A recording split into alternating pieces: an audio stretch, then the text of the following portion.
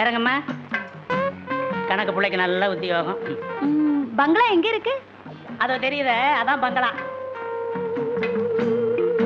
ஏன் அது வரைக்கும் வண்டி போகாதா? வழி இல்லம்மா, வரப்பு மேலதான் நடந்து போகணும். வா.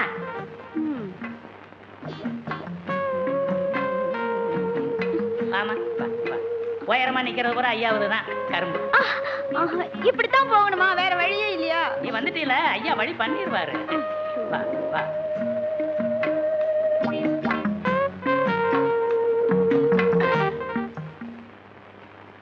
பவுனே, ஹாய்.